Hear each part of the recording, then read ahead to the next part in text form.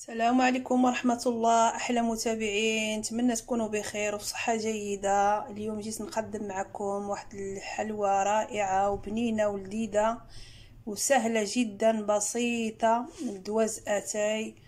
يا سلام يا سلام، الشكل النهائي هو هذا. خرجت منه جوج شكيلات، جوج الانواع، واحدة بالمرشم واحدة غير بلا مرشم. نخليكم مع الفيديو والمقادير والطريقة، ونتمنى الفيديو ينال الاعجاب ديالكم، وما تنسونيش من لايك والاشتراك وتعاليق زوينه بحالكم. تحيه لكل المتابعين ديالي، وتحيه لكل مدخل القناه ديالي مردوده له ان شاء الله، ومشجعيني ومدعمني، وان شاء الله بكم القناه تزيد تكبر، والله يوفق ربي الجميع. دائما وصفاتي متنوعة وبسيطة، يعني موجودة في كل بيت. الشكل النهائي هو هذا. انا قسمت معكم وحده كتجي هشيشه ومحمره. يا سلام يا سلام صراحه، يعني بمقادير بسيطه جدا، وكتجي دواز اتاي رائع. وفقكم الله جميعا، دمتم في رعايه الرحمن، والى الفيديو القادم ان شاء الله. مقادير حلوى ديال دواز اتاي سهله وبسيطه، بمقادير موجوده في كل بيت، بلا تعب بلا مرشم بلا والو. خليكم مع المقادير. بسم الله على بركة الله نبدأ. عندي هنايا جوج بيضات بحرارة المطبخ، عندي كأس سكر، كأس العلبة ديال السكر، نفس الكأس من الزيت. عندي هنا ملعقة مبشور برتقالة، ولا يكون ليمون ولا يكون لباني اللي متوفر عندكم. هنا جوج ملاعق من جوز الهند يعني الكوك. عندي هنا واحد ساشيت الخمارة الحلوى ديال 15 غرام. 15 غرام. واللي بغى، انا ضعفت المقادير، اللي بغى يعمل يعني شويه يعمل نصف المقادير. كتجي هشيشه ورائعه جدا. هنايا عندي رشه ملح، ضروري ديك خبيصه الملح نديروها. هنا ضفنا جوج بيضات، غنضيفو كأس سكر، كأس من الزيت بدون زبده، كنكتفيو غير بالزيت. نديرو هاد مبشور برتقاله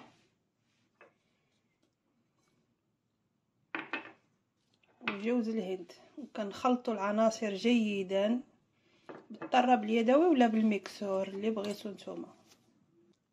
هكذا المتابعين الاوفياء كتجي واحد الحلوى رائعه، واحد المذاق رائع بهاد قشور ديال الليمون ولا البرتقال، يعني اللي متوفر عندكم. ودائما غنعبركم بكأس العنبه الدقيق. بغيتو بالجرام يعني كتكون نفس المقادير مضبوطه. كنظن كأس علبه كيهوز 150 غرام. انا من الاحسن كنقول الكؤوس يعني متوفره عند اي واحد في البيت. كاين اللي ما عندوش ميزان ديال العبار بالغرام كيعبر بالكاس.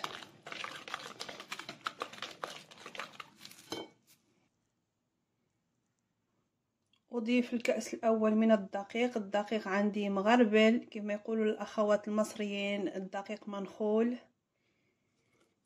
يعني ملي كتشوفوني ما كنغربلوش امامكم راه عندي منخول سابقا. هذا كأس ثاني، والمستوى ديال الكأس كيكون ممسوح يعني ماشي عامر بزاف. كأس ثاني. هنا المتابعين الاوفياء ضفت الكأس الثالث. بالحق غنستعمل اليد ديالي باش نعرف الخليط واش باقي خصو الدقيق اولا نزيد، حيت الطراب معايا يحكم لك شي كيفيه العجين. كنخلطو غير بالاصابع ديالنا. هي العجين الحلوى دائما خصو يكون خفيف، ما يكونش قاصح، باش كتجي الحلوى هشه ورائعه جدا. ضفت نصف كأس من الدقيق مع خمارة ديال الحلوى، وغنجمع العجين ديالي. هذا هو قوام العجين، كيكون رطب ماشي قاصح ماشي خفيف، يعني القوام رطب.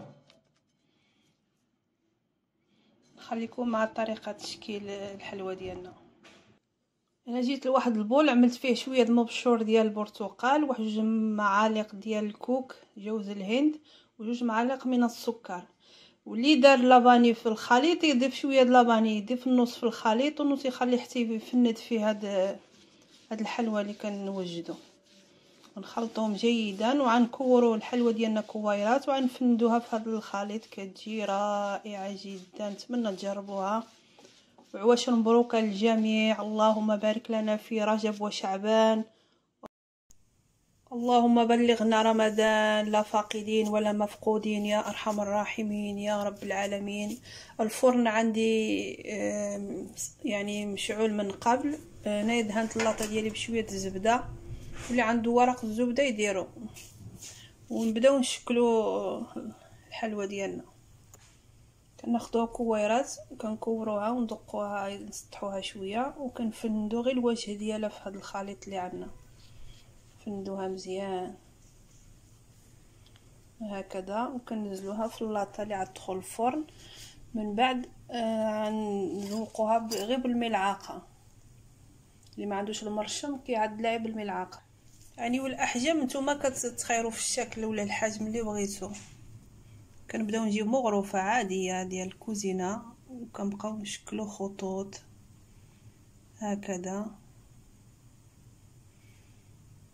يعني بلا مشقه وبلا مرشم، يعني تعدلوا حليوه دوزه تاي رائعه جدا. كنستمروا على هذا الشكل.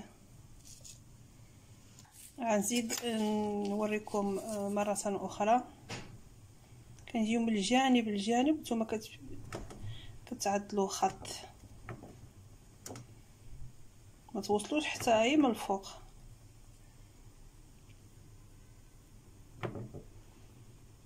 هكذا. احلى متابعين، تحيه خاصه للناس اللي كيتابعوني وكيشاهدوا الفيديوهات ديالي وكيعملوا لي الاشتراك واللايك والتعليق. شكرا لكم جزيل الشكر. اهل الجزائر، مصر، تونس، ليبيا، الوطن العربي كامل، وناس اوروبا كذلك، شكرا لكم جزيل الشكر.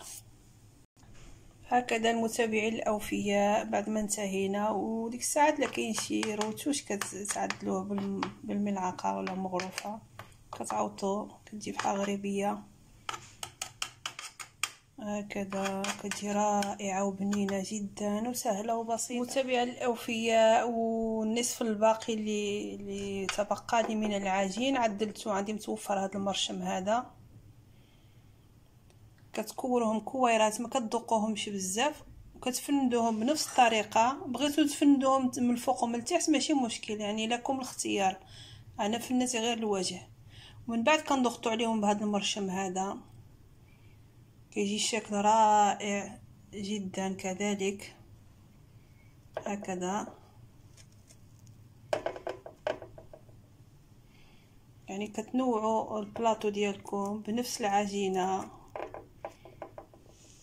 كيجي منظر رائع جدا. دائما شجعوني وما تنسونيش من اللايك والاشتراك. قناتي المتواضعه بشرى اسبانيا، كنشارك معكم يعني حاجات، حليوات، فلوغات، حيل المطبخ بطرق مبسطه وسهله ومتواجده في كل بيت. نتمنى الفيديو ينال الاعجاب ديالكم، وما تنسونيش مشي تعليق زوين فحالكم ولايك واشتراك. هكذا هذه كتجي على شكل ورده. بغيتو تزيدوا تزينوها كتعملوا لها واحد قرنفله في الوسط، كتجي هائله كذلك، ولا تخليوها هكذا.